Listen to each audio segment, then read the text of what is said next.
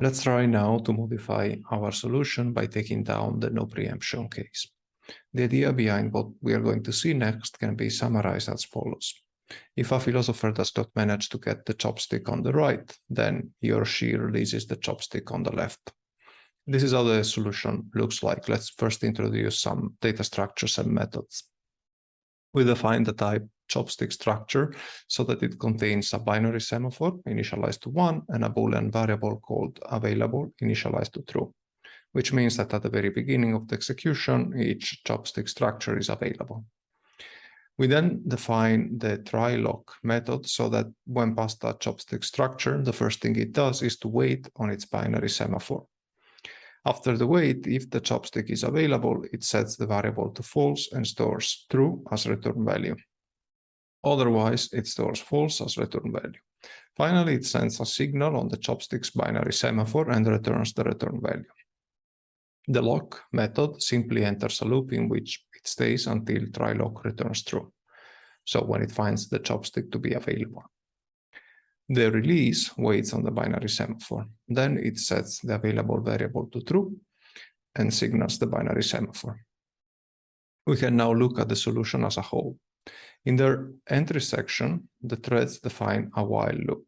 The loop goes on as long as a local variable called holding both chopsticks is false. Inside the loop, the thread tries to lock the first chopstick. Based on the method we have introduced, it means it keeps running try lock as long as it does not find the available variable of the chopstick it is trying to lock set to true. After that, it runs try lock on the second chopstick. If try lock returns true, then the chopstick available variable was true, and the thread sets holding both chopsticks to true, exits the loop, and enters the critical section. Otherwise, the thread releases the other chopstick. After the critical section, each thread philosopher runs a release on both chopsticks and sets holding both chopsticks to false. Then the thread philosopher enters the remainder section in which he or she can think instead of eating. If you look at the solution carefully, you can see a thread enters its critical section only if both chopsticks are available, and when a thread finds the first chopstick to be available but not the second one, the first is set to available again, which means in the next iteration of loop, the thread will try again to get both chopsticks.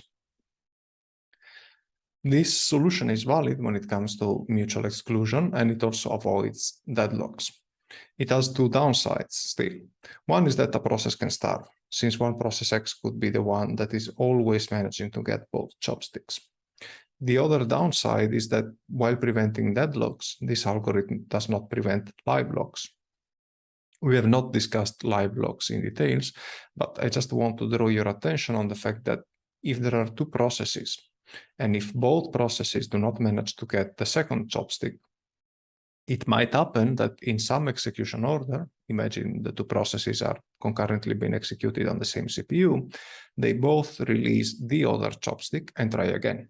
And this try and retry can go on for an unbounded number of times.